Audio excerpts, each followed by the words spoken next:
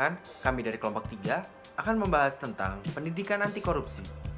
Perkenalkan, nama saya Rasendri Edrial dari Suara dengan NIM 260601 201 40041 dari Teknologi Hasil Perikanan kelas B. Perkenalkan, nama saya Fadila Jasmine Safitri, NIM saya 260601 201400033. Saya dari kelas B, Teknologi Hasil Perikanan 2020. Perkenalkan, nama saya Mari Rosalina dengan NIM 2606010140095 dari kelas Teknologi Hasil Perikanan B. Nama saya Hisam Pranata Daveza, NIM 26060111400083, kelas THPB. Saya Maria Febrina Silalahi dengan NIM 26060120140099 dari Teknologi Hasil Perikanan B.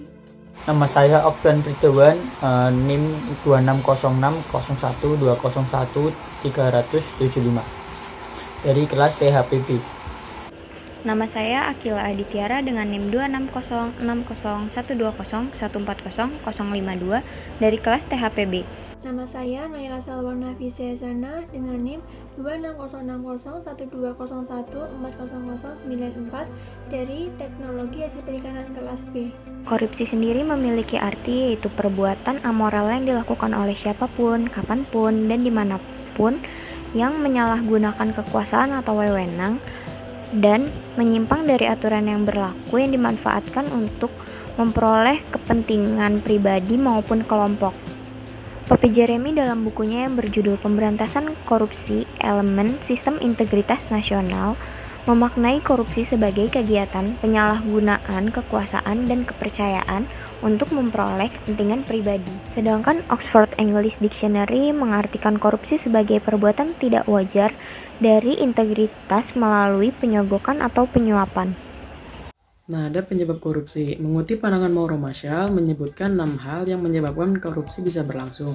Yang pertama, motivasi untuk mencari penghasilan dengan cara yang ekstrim, berhubungan dengan kondisi kemiskinan, upah yang rendah, dan resiko tinggi dari pekerjaan karena penyakit, kecelakaan, dan pengangguran. Lalu yang kedua, kesempatan untuk terlibat dalam korupsi, karena disebabkan oleh banyak regulasi yang mendorong kesempatan tinggi untuk melakukan korupsi. Lalu yang ketiga, sistem legislatif dan peradilan yang lemah. Yang keempat, penduduk sedikit dengan jumlah sumber daya alam yang melimpah. Lalu yang kelima, hukum dan prinsip-prinsip etik yang lemah. Lalu yang terakhir ada instabilitas politik dan lemahnya kemauan politik. Di sini saya akan menjelaskan tentang dampak korupsi.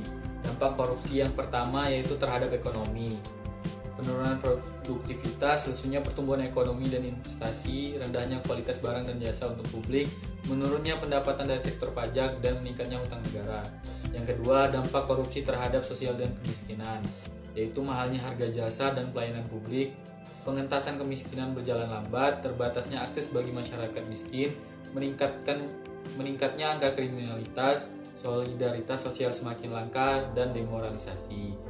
Yang ketiga, dampak korupsi terhadap birokrasi pemerintahan. Birokrasi tidak efisien, matinya sosial politik, dan runtuhnya otoritas pemerintahan. Yang keempat, dampak korupsi terhadap politik dan demokrasi, yaitu munculnya kepemimpinan yang korup, menguatnya plutokrasi, hancurnya kedaulatan rakyat, dan hilangnya kepercayaan rakyat terhadap demokrasi. Yang kelima, dampak korupsi terhadap penegakan hukum, yaitu korupsi menghambat peran negara dalam pengaturan alokasi, korupsi menghambat negara melakukan pemerataan akses dan aset, korupsi juga memperlemah peran pemerintahan dalam menjaga stabilitas ekonomi dan politik. Yang keenam, dampak korupsi terhadap pertahanan dan keamanan, yaitu lemahnya alutsista dan SDM, dan lemahnya garis batas negara, serta menguatnya sisi kekerasan dalam masyarakat. Pendidikan anti korupsi juga dapat dipahami sebagai usaha yang sadar dan sistematis kepada peserta didik, berupa nilai-nilai, sikap, pengetahuan, dan keterampilan yang dibutuhkan, agar mereka dapat mencegah serta menghilangkan peluang berkembangnya korupsi. Selain itu, peserta didik juga dapat berani menolak terhadap segala pengaruh berkembangnya perilaku yang koruptif. Adapun tujuan daripada pendidikan anti korupsi yang pertama ialah dapat mengetahui dan memahami bentuk-bentuk korupsi dan aspek-aspeknya. Yang kedua ialah menanamkan nilai-nilai anti korupsi sebagai bentuk pencegahan atau preventif di dalam diri kita. Yang ketiga ialah membentuk kepekaan terhadap praktik-praktik korupsi yang ada di sekitar kita, serta membentuk keterampilan dan kecakapan dalam memberantas kasus korupsi. Dan yang terakhir ialah menyiapkan mahasiswa sebagai agen perubahan dalam kehidupan bermasyarakat yang bersih dan terbebas dari kasus korupsi. Manfaat pendidikan anti korupsi. Yang pertama, membentuk karakter mahasiswa yang unggul, sehingga diharapkan pada saat nantinya ketika menjadi pemimpin dapat dipertanggungjawabkan kepemimpinannya.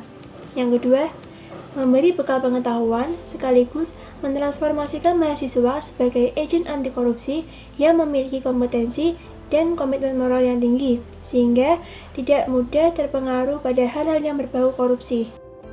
Untuk contoh kasus korupsi sendiri yaitu yang terjadi di Indonesia, kasus korupsi bantuan sosial oleh Menteri Sosial.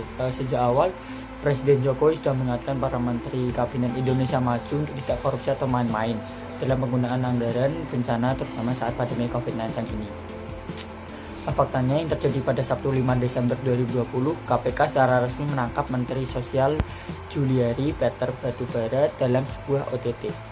Ketua KPK Firly Bahuri menduga Januari Peter Batubara menerima 17 miliar dari korupsi bantuan sosial sembako yang ditujukan untuk keluarga miskin yang terdampak akibat wabah COVID-19 ini untuk wilayah di Jabodetabek pada Minggu 6 Desember 2020. Januari Batubara menyerahkan diri ke KPK pada Minggu 12 Desember dini hari setelah ditetapkan sebagai tersangka kasus dugaan korupsi bantuan sosial. Menteri Koordinator Bidang Politik, Hukum dan Keamanan atau Menko Polhukam mengatakan Juliari bisa terancam hukuman mati. Ada pasal 2 ayat 2 di Undang-Undang nomor 31 tahun 99. Kalau korupsi dilakukan dalam keadaan tertentu bisa dijatuhi hukuman mati. Dalam program Sapa Indonesia Malam di Kompas TV Minggu 6 Desember 2020. KPK hingga saat ini hanya menjerat dengan pasal 12 huruf A atau pasal 12 huruf B, pasal 11 Undang-Undang Pemberantasan Tindak Pidana Korupsi, junto pasal 55 ayat 1 ke 1 KUHP. Peran mahasiswa. Pertama, peran penting mahasiswa tersebut tidak dapat dilepaskan dari karakteristik yang mereka miliki, yaitu intelektualitas, jiwa muda, dan idealisme. Dengan kemampuan intelektual yang tinggi, jiwa muda yang penuh semangat, dan idealisme yang murni, telah terbukti dalam beberapa peristiwa besar perjalanan bangsa ini bahwa mahasiswa berperan sangat penting sebagai agen perubahan atau agent of change. Kedua, dalam konteks gerakan anti korupsi, mahasiswa juga diharapkan dapat tampil di depan menjadi motor penggerak. Mahasiswa didukung oleh kompetensi dasar yang mereka miliki, yaitu intelijensia, kemampuan berpikir kritis, dan keberanian untuk menyatakan kebenaran. Dengan kompetensi yang mereka miliki tersebut, mahasiswa diharapkan mampu menjadi agen perubahan, mampu menyuarakan kepentingan rakyat, mampu mengkritisi kebijakan-kebijakan yang koruptif, dan mampu menjadi watchdog, lembaga-lembaga negara, dan penegak hukum.